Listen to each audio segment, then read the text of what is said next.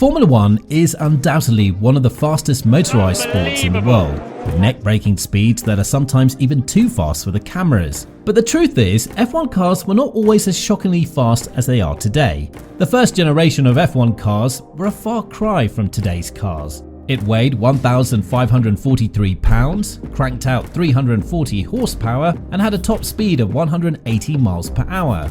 Today, an average Formula One car weighs slightly higher at 798 kilos, but it can squeeze out anywhere between 750 and over 1,000 horsepower to reach top speeds of over 217 miles per hour. So what exactly changed? How did Formula One cars become the elegant and cool speed demons that they are today?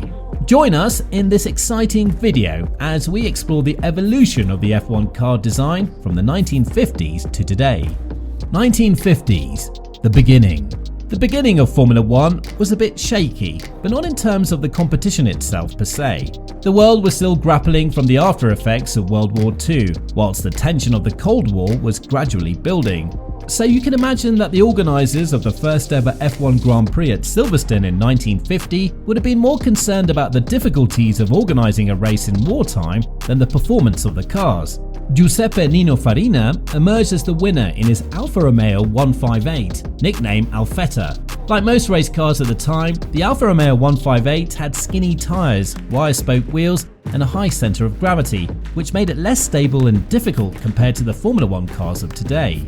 Equipped with a 1.5-litre straight-8 supercharged engine, the Alfa Romeo 158 won every single race it competed in 1950, and its dominance somewhat extended to the years after until the Mercedes-Benz W196 came on board. Aesthetically, the W196 wasn't too different from the Alfa Romeo 158, but it featured fuel injection technology and streamlined body design. Thanks to these improvements, the W196 became the ultimate cheat code for winning races. However, its dominance became so excessive that the FIA had to ban streamlining going into the 1954 season. Now, most F1 cars in the early 1950s were powered by the supercharged 1.5-litre engine. This changed in 1955, when the FIA tweaked the rules to allow cars with engines of up to 2.5 litres to participate in races, paving the way for the Ferrari 625 to join the scene. Nicknamed the Super Shark, the Ferrari 625 has a distinguished predatory look and remains one of the most iconic Formula One cars ever produced. Aesthetically, it was an upgrade on its predecessors, but the lack of tangible innovations in the 1950s meant that some of its parts were constructed from weird components. For instance, a typical suspension of an F1 car back then was made of things like coil springs, pull and push rods, dampers, rockers, wishbones, and live axle with transverse leaf. Additionally, the bodywork of most F1 cars at the time were carved from steel and aluminum. While these are not as sophisticated as some of the high-tech components we have today, they held up well for the races. Unfortunately, safety wasn't one of the priorities of the organisers. So we had drivers racing without any form of safety gear. Most drivers basically went out in shirt sleeves, cloth caps, and a pair of goggles. It wasn't until 1952 that hardshell helmets were introduced and made mandatory. 1960s, the era of innovation. The 1960s saw an influx of new technologies which ultimately altered the design of F1 cars. Automakers became much more creative as they introduced the first full monocoque vehicle to improve safety and wings to improve aerodynamics. The wings were initially installed on the struts above the car. However, they were eventually integrated into the bodywork of the cars. As the sports continued to develop, the FIA began to introduce more safety measures. And between 1963 and 1968, fire retardant overalls and full-face helmets were both made mandatory. The reigning car of this era was the Green Lotus. It featured a lightweight aluminum sheet chassis and some technological upgrades. Critically, the Green Lotus was also the first F1 car to feature ads. Back then, these ads were basically emblems of supporters, but nowadays, Formula One cars have become moving billboards with several sponsored ads and logos plastered across them. Even the drivers' helmets are not spared. Thanks to the aerodynamic innovation in this era, Formula One cars became faster. This generation of F1 cars paved the way for the next thrilling evolution of the world's fastest cars. 1970s, the turbo era. More than anything else, the constructors of F1 cars focused on speed. That's what the sport has always been about right from its inception. However, the 1970s saw an unusual craze for speed from F1 teams. This craze led to the use of turbocharged engines in F1 cars, and the rewards were immediately noticeable in terms of speed and stability. However, the early turbocharged engines weren't without their problems. They were not as responsive as naturally aspirated power units. Perhaps even more worryingly, cars powered by turbocharged engines proved unreliable, as they often blew up during races. Nevertheless, the 1970s will go down as one of the best eras for Formula One in terms of speed. This era gave us several iconic race machines like the Lotus 72, Lotus 78, Ferrari 312T, McLaren M23 and the Tyrrell P34. The Tyrrell P34 probably shouldn't be on this list, but we had to sneak it in given that it's the only car in the history of F1 to run on 6 wheels. 1980s, the era of excess and aesthetics. By the 1980s, Formula One had evolved so much in terms of performance that constructors had enough time to upgrade the aesthetics of their cars, and they took full advantage of it. During this era, the design of Formula One cars became more flamboyant and aesthetically pleasing to the eyes, with huge wings at the rear, ground effect design around the side skirts, and carbon fiber composite monocoque chassis. The craze for speed in the 1970s continued in the 1980s, meaning turbocharged engines remained the favoured powertrain option for most F1 teams. But the problems that plagued them in the 1970s were still present, and the FIA would eventually ban turbo engines in 1989. This reduced the speed of F1 cars and paved the way for the return of naturally aspirated engines and the grand entry of semi-automatic gearboxes. 1990s, the era of simplicity. Now, Formula One witnessed the rare era of simplicity in the 1990s. Constructors basically abandoned their wild and innovative ideas for simple aerodynamic solutions. The rear wings of F1 cars were shortened and the front wings became more narrow. This led to a reduction of downforce and an increase in the challenges faced by drivers, especially in terms of handling. To make up for this relapse, some new components and technologies were introduced. This includes active suspension, anti-lock braking, grooved tyres, wheel-specific second brake pedal and traction control, which made F1 cars a lot easier to drive. V10 engines powered most F1 cars in this era. There were a couple of them on offer at the time, including the Honda RA100E and the Renault RS01. Both were quite similar in terms of reliability and efficiency, but each was unique in its own way. The Honda RA100E powertrain was famous among F1 fans for its distinctive high-pitched sound and its role in Ayrton Senna's consecutive Drivers' Championship win in 1990 and 1991. The Renault RS01, on the other hand, featured some innovative elements like fly-by-fly wire throttle and pneumatic valves. These two elements made it far more superior than the RA100E, and it showed on the track. For context, 5 of the 6 drivers that won the F1 Drivers' Championship between 1992 and 1997 had the Renault RS01 engine under their hood. The only exception was in 1994 when Michael Schumacher won the title in a Benetton powered by a Ford engine. On the subject of notable 90s F1 cars, some of the cars that dominated the 1990s include the Williams FW14B, the McLaren MP413, the Ferrari 641, the Jordan 199 and the Benetton B194. 2000s, the era of dominance. The 2000s saw a lot of changes in the Formula One space, particularly from Ferrari, which ultimately translated to a long streak of dominance for the prancing horse. At the heart of these changes was a more refined design of F1 cars with a specific focus on aerodynamic efficiency and reliability. F1 cars had their nose raised by a few inches, while their rear wings also moved a few inches closer to the floor. The idea behind raising the noses of Formula One cars was to improve the airflow under the cars and also elevate the legs of the drivers. This changed the driving posture of F1 drivers from past eras and ultimately set the tone for the driving posture of F1 drivers today. This era also saw the introduction of the head and neck support device, popularly known as HANS. Invented by the late Dr. Robert Hubbard, this neck-mounted protective device is designed to protect the head and neck of drivers during a crash. Other innovations that were introduced in this era include the Kinetic Energy Recovery System, KERS. Essentially, KERS captures the kinetic energy of F1 cars during braking and converts it to electrical energy, which serves as an extra boost. There was also the double diffuser, which helped F1 cars generate more downforce. Unfortunately, these technologies never made it beyond the 2000s. KERS was banned because it was too large, heavy and unreliable, while the double diffuser was outlawed in 2010 after several complaints that gave it an unfair advantage to the teams that adopted it. But even without these technologies, there were still a lot of things to admire about Formula 1 cars from this era. Most of them were futuristic, not only in terms of aesthetics, but also performance. Another thing that makes them really special and different from F1 cars of other eras is their sound. Every car on the grid has its distinctive sound, meaning that fans often could tell which car was coming even before they saw it. In terms of dominance, Ferrari ruled supreme this early period of this era, winning 5 consecutive constructors' titles between 2000 and 2004.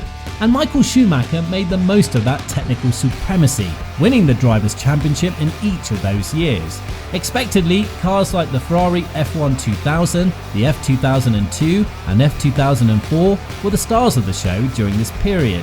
However, the decision to ban tyre switching in 2005 caused a lot of trouble for Ferrari, and the Renault R25 emerged as the new king of the track.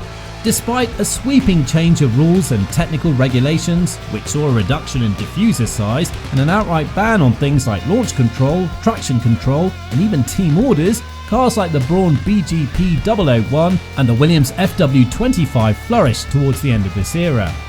2010s, the hybrid era. Building on the technological successes of the 2000s, F1 teams raised the bar even higher in the 2010s, and this saw a switch from the conventional internal combustion engine to hybrid engines. Essentially, a hybrid engine is a power unit that consists of a conventional internal combustion engine coupled with an electric motor. It was a revolutionary innovation that triggered significant improvements in the way Formula 1 cars function. For starters, hybrid engines significantly reduce the carbon emissions produced by F1 cars while also improving their fuel efficiency. In addition, cars powered by hybrid engines produce less noise than their predecessors. But this didn't go down well with many fans of F1, who argued that the lack of noise would make the competition less exciting. The switch to hybrid powertrains meant constructors had to redesign their cars to accommodate the additional size and weight of an electric motor and battery pack. And since this impacted the overall weight of the car, engineers had to once again find a way to improve aerodynamics. So they introduced the F-duct, a system that gave drivers more speed on the straights in 2010. That same year, the FIA banned refueling. Refueling had long been a key strategy in motorsports racing Formula 1 since 1982, when Gordon Murray, a designer on the Brabham team, found that F1 cars attain quicker race times when they start the race with half a tank of fuel. However, after weighing the pros and cons involved in the process of refueling during races, the FIA decided to ban it for 2 reasons: freight cost and safety. The freight cost of moving heavy refueling equipment across the world to different tracks ran into millions of dollars, and multiple cases of spillage during refueling had left several drivers with different degrees of burns and injuries. Also, the FIA approved the increase of the size of fuel tanks to hold up to 242 pounds of fuel, and this provided enough cushion for the ban. However, teams are not allowed to exhaust the entire supply, as they're expected to submit 1 litre of fuel to the FIA at the end of every race. Failure to do so will automatically disqualify them, like Sebastian Vettel was at the Hungarian Grand Prix in 2021. In 2011, the FIA declared the F-duct system uncompetitive. In response, F1 teams continued to come up with new innovations to gain even the slimmest advantage over their rivals. First, they introduced the drag reduction system, popularly known as DRS. In simple terms, DRS is a driver-controlled device that reduces air drag by opening the flap in the rear wing in a bid to increase the top speed of a car in Formula 1. DRS is such a powerful weapon that its use is regulated by a number of strict rules approved by the FIA. From 2012, F1 cars started featuring Coanda effect exhaust. In simple terms, the Coanda effect is the tendency of air to cling over a surface which it moves. Using this technique, F1 engineers in this era were able to redesign the bodywork of their cars such that the air from the exhaust pipe is redirected through the rear diffuser with the aim of increasing downforce.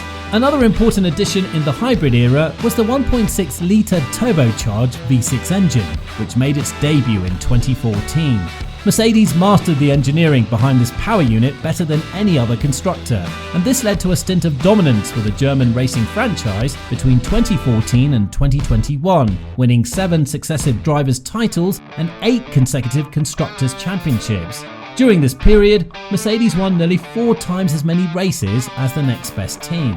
The Halo, a cockpit protection system made from titanium, was also introduced in 2018. Although initially criticised for being ugly and potentially intrusive to the sight of drivers, the Halo is now recognised as one of the most vital safety features in a modern Formula One car. Although it only weighs between 15 and 20 pounds, the Halo can carry a weight of nearly 26,500 pounds.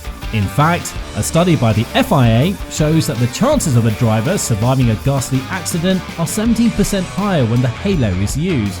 And true to that, we've seen the Halo save lives on different occasions, like freak collisions between Charles Leclerc and Fernando Alonso at the 2018 Spa Grand Prix, and also at the 2021 Bahrain event when Romain Grosjean was involved in a potentially deadly fiery accident he ultimately walked away from. 2020s, the era of reinventing innovation. The 2020s are perhaps the most interesting era in the evolution of Formula One car design in recent memory. The changes haven't been as wild and drastic as they were in the 1970s, 2000s, and even the 2010s. However, they're quite noticeable. Between 2011 and today, the length of F1 cars have increased from 199 inches to 217 inches. Meanwhile, as of today, the rulebook stipulates that F1 cars must not exceed 78 inches in width and 37 inches in height. And beginning from the 2022 season, all cars in Formula One were mandated to have overwheel winglets and wheels. This caused a significant reduction in the performance of the car by a staggering 46%. To make things worse, the average weight of Formula One cars has gone up from an average of 1,412 pounds in 2011 to 1,759 pounds in 2023. Also, the number of engines available to each team per season has been drastically reduced from 8 to 3. And if that wasn't enough, the FIA set a budget cap of $145 million per season for F1 teams in 2021. This figure was reduced to $135 million for the 2023 season and could shrink even further in 2024. But as it was in the past eras, constructors have fought back as hard as they can to sustain the pace of their cars, even in the face of strict regulations and tight budget caps. In doing this, they've had to reinvent the innovation of the past eras to improve the speed and efficiency of their cars within the rules of the competition and without violating the cost restrictions. As a result, we've seen a lot of forward thinking and streamlined changes in the design of Formula One cars. Nowadays, F1 cars have around 1,500 high-rate data channels and collect up to 70 gigabytes of data every race day. Over the course of F1's history, the size and composition of tyres have evolved tremendously over the years. Pirelli has remained the sole tyre supplier for F1 since 2011, but other tyre brands such as Dunlop, Michelin, Goodyear and Bridgestone have made their marks as well throughout F1's history. And the same can be said of the steering wheel as well, which has gone from looking like a round mechanical tool made from wood and aluminum to a computerized pad with over 20 interactive elements. In addition to their sleek rectangular design, the modern-day steering wheels are customizable, so each driver can choose where they want each button or paddle to be. More importantly, these wheels perform a range of functions that would have been impossible with the steering wheels of the previous eras. Some of these functions include DRS, engine braking, and easy release, which enables the driver to exit the car in emergency situations. However, the biggest differentiator between the current F1 cars and those of previous eras is their aerodynamic performance. Today, Formula One cars are not only faster, but also more efficient than their predecessors. And the competition itself has become a science fair, where the world's best automobile technologies are exhibited and pitted against themselves. Sometimes, it looks like we've reached the peak, and it's hard to imagine Formula One cars becoming better than they currently are. But going by history, it's safe to say that F1 cars will evolve even more in the coming years and decades beyond what we can conceive today. And we're absolutely down for it, as long as it increases the thrill and excitement of the competition we all know and love, Formula One.